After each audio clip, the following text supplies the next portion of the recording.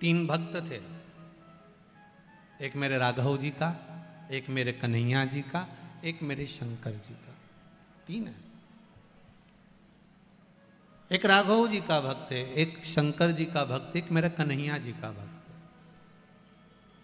तीनों में थोड़ा थोड़ा सा विवाद हो गया।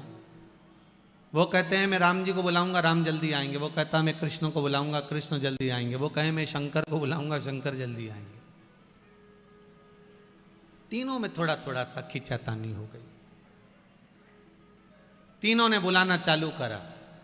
पहला राम जी वाला था, उसने आवाज लगाई, राम जी महाराज मेरे राजा राम आओ, हे मेरे राजा राम जल्दी पधारो। राम जी नहीं आए।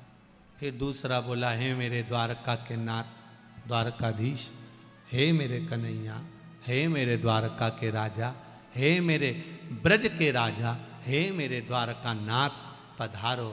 द्वारकाधीश ने। तीसरा खड़ा था, उसने कंकर उठाया, हाथ में रखा, बाबा भोलानाथ शंभो ओ भोला। जो आवाज लगाई सामने शंकर खड़े हो गए, सामने आ गए। थोड़ी देर बाद राम जी आ गए, भगवान कृष्ण जी आ गए। इतने में राम जी वाला बोला, प्रभु मैंने सबसे पहले आपको बुलाया था, आप क्यों नहीं आए? राम जी बोले, तूने बोला था अयोध्या के राजा राम पधारो। भगवान बोले, राजा कोई ऐसे ही थोड़ी ना चले जाता, पहले सेना तैयार करता है, रथ तैयार करता है, रास्ते ठाट लेता है, पंखा डुलाने वाला रथ लेकर, बग्गी लेकर, तब आराम से फिर जाते हैं। तो दूसरा बोला, भाई भगवान कृष्ण मैंने आपको बुलाया था द्वारका नाथ। भगवान बोले, मैं भी द्वारका का राजा हूँ, मुझे भी निकलने में, रथ तैयार करने में, सेना लेने में, रास्ते ठाट में जाने में थोड़ा समय तो लगता है। तो इसके शंकर जी कैसे आ गए? तो राम और कृष्ण बोले, ये तो फिर ही है, अब ये कहीं के राजा वाजा तो है नहीं। अगर ये कहीं के राजा हो तो सेना वेना लेकर आए। अब आप कहीं के राजा को बुलाओ, मालूम पड़े कहीं का मंत्री फंत्री कोई बहुत उच्च कोटि का आ रहा हो, तो उसकी पूरी सेना बटालियन सब आए कि नहीं आए साथ में? तो पहले वो आए, तो उसी तरह जब राजा आता है तो सेना वेना साथ में लाता है। अब यहाँ राजा भगवान शंकर से कोई कहे कि भोलेनाथ जी को बुलाया, तो भोलेनाथ जी आए, तो कि इतनी जल्दी कैसे आ गया? तो शंकर भगवान से पूछा, तुम इतनी जल्दी कैसे आ गए? तो राम और कृष्ण, शिव जी तो कुछ नहीं बोले, राम कृष्ण ने कह दिया, मेरे राघव जी और मेरे कन्हैया बोले, ये मृत्यु लोक के देवता हैं। अगर मृत्यु लोक का देव मृत्यु लोक में रहता है और मृत्यु लोक का मनुष्य एक बार दिल से पुकार ले, शंकर वहीं खड़ा हो जाता है। ये संभव है, ये मेरा शिव है।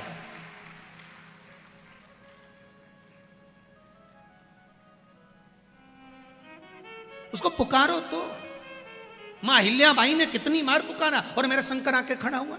मेरा शिव आए सामने। माता अहिल्याबाई जब जब संकट में आती थी, माता अहिल्याबाई जब जब डोल जाती थी, माता अहिल्याबाई सामने जब खड़ी हो जाती और डोल जाती, आज दिल की सुनो कि दिमाग की सुनो, माता अहिल्याबाई सोच में पड़ जाती थी, तब शिव को याद करती थी। सामने शंकर के शिवलिंग को लेकर खड़ी हो जाती थी मां अहिल्याबाई और शिव को याद कर कर कहती थी, आप बताओ मैं दिल की सुनूं कि दिमाग की सुनो? शंकर आकर कह देते, जो तेरा दिल करे वो कर ले, दिमाग की मैं देख लूंगा। मेरा भोलेनाथ आकर माता अहिल्याबाई को समझा कर चले जाता है। मेरा शंभू माता अहिल्याबाई के सामने आकर खड़ा हो जाता था। तो आपके सामने क्यों नहीं होगा? और आप तो इंदौर में रहते हो, अहिल्याबाई की नगरी में, आपकी तो वैसे ही अहिल्याबाई से पहचान अच्छी है, क्योंकि रोज राजवाड़ा से निकलते हो, उनके घर के सामने से निकलते हो, तो तुम्हारी तो पड़ोसन ही हुई ना, पहचान तो बढ़ी ना। अब जब उनकी पहचान तुमसे, तो उनकी शंकर जी से है, तो तुम्हारी भी शंकर जी से।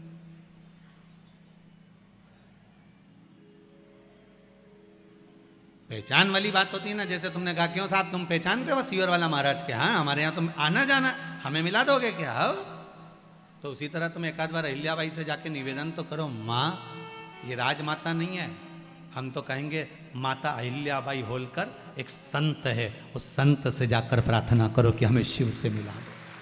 वो राजमाता अपनी जगह पर है, पर एक संत भी है, एक साधु, एक तपस्वी, एक साधक, एक उपासक। माता अहिल्याबाई होलकर भगवान की भक्ति में डूबने वाली एक साधक भी है, एक संत भी है, एक साधना में रहने वाली एक भगवंत भी है, उपासक भी है।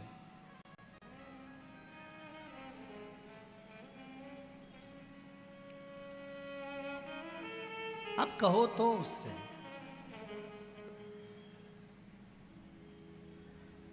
चाहे चारों ओर अंधेरा हो, चाहे मौत ने मुझको घेरा, पर मन नहीं डगमग मेरा हो, रहे ध्यान तुम्हारे चरणों में, रहे तुम्हारे चरणों। पूर्ण विश्वास के साथ आप शिव की आराधना करें, पूर्ण भरोसे के साथ अब शंकर का अनुमोदन करें।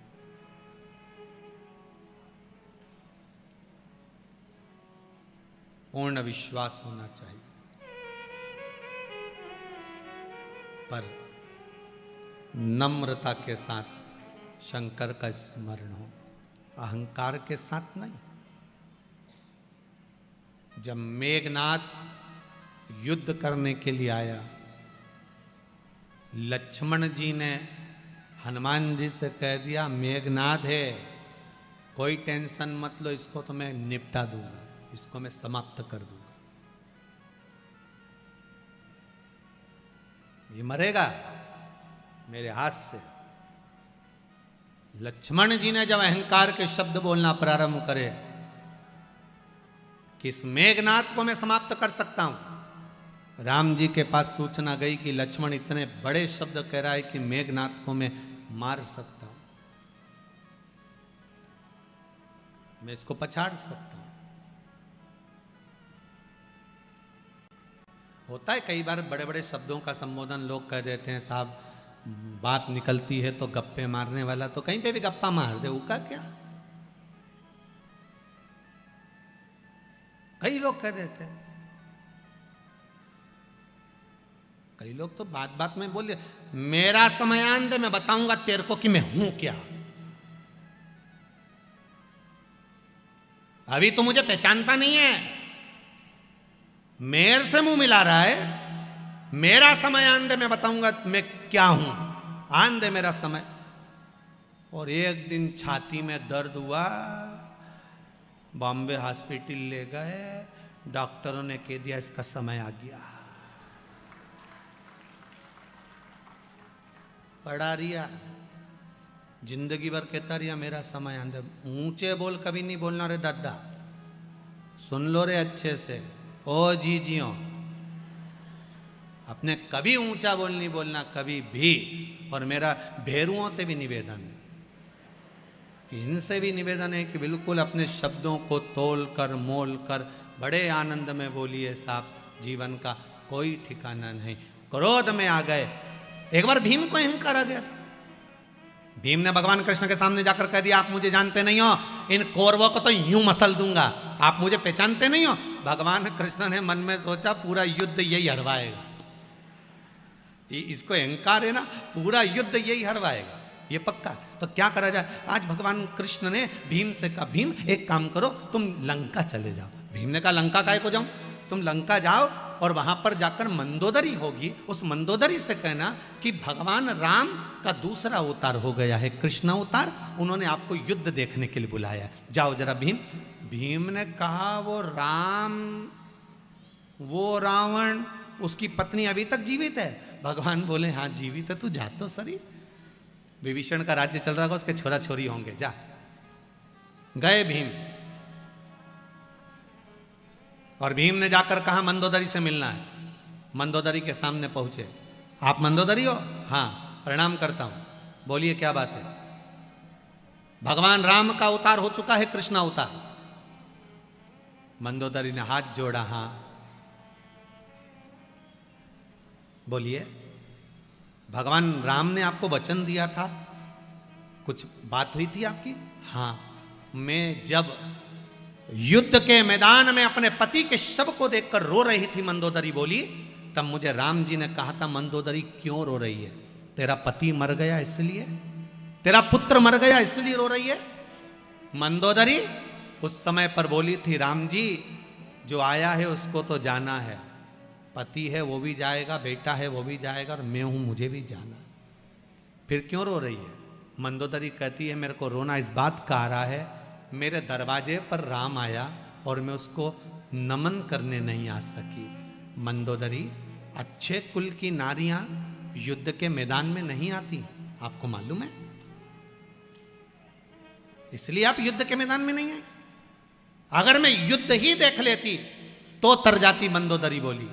भगवान कृष्ण राम जी कहते हैं, मंदोदरी अगर तुम्हें युद्ध देखने का इतना शौक है, मेरा अगला अवतार कृष्ण अवतार होगा, तब मैं तुम्हें युद्ध देखने के लिए बुलाऊंगा, चिंता मत करना। मंदोदरी कहती है, आज कृष्ण अवतार हो गया, मुझे युद्ध देखने बुलाया होगा, चलने को तैयार। मंदोदरी ने पूछा, भीम एक बात बताओ, युद्ध किसका है? क्या भगवान कृष्ण युद्ध लड़ रहे हैं? भीम कहते हैं, मंदोदरी काकी, मेरे जैसे योद्धाओं का युद्ध है। अभी आपने मुझे देखा क्या है? मंदोदरी, मुझे देखोगी युद्ध करते हुए तब मालूम पड़ेगा। मंदोदरी ने कहा, चलो अच्छा, बाद में चलते हैं युद्ध के मैदान में, पहले एक काम करो, स्नान कर लो, भोजन कर लो, फिर चलते हैं, जाओ जरा स्नान करो। मंदोदरी ने उसको भेज दिया। भीम स्नान करने लंका के पीछे गया। एक तालाब में भीम कूद गया। तालाब में कूदा, नहाने के लिए जो गया तो 4 दिन में निकल के वापिस आया। 4 दिन में भीम तालाब में से निकल कर आया। आकर मंदोदरी काकी को नमन करा। मंदोदरी ने कहा, 4 दिन से कहां गया था? भीम कहता है, मैया एक बात समझ में नहीं आया मंदोदरी काकी, समुद्र में कूदता था, 1 सेकंड में था पाकर छूकर ऊपर आ जाता था, पर तुम्हारी लंका में ना जाने कौन सा तालाब है जिसमें कूदा, 4 दिन हो गए तो भी था नहीं मिल पाया, तो निकल कर बाहर आया। मंदोदरी ने पूछा, नहाने कहाँ गया था? भीम बोला, लंका के पीछे। मंदोदरी बोली, वो लंका के पीछे तालाब नहीं है, मेरा देवर कुंभकर्ण मर गया था, उसके सिर की हड्डी पड़ी थी, उसमें पानी भरा हुआ था। मेरा देवर कुंभकर्ण मर गया था, जिसके सिर की हड्डी में पानी भरा था, उसमें नहाने में भीम तुझे 4 दिन लग गए, और तू कहता है मेरे जैसे शूरवीरों का युद्ध है, जिसके देवर के सिर की हड्डी में से निकलने में 4 दिन लग गया। अरे ओ भेरू, ये आकड़ अपने पास रख ले। भीम की आंख में जल भर गया। मंदोदरी के चरण पकड़ लिए। पूरे कौरव और पांडवों का युद्ध देखना, सबका युद्ध दिखाया, पर भीम का नहीं दिखाया।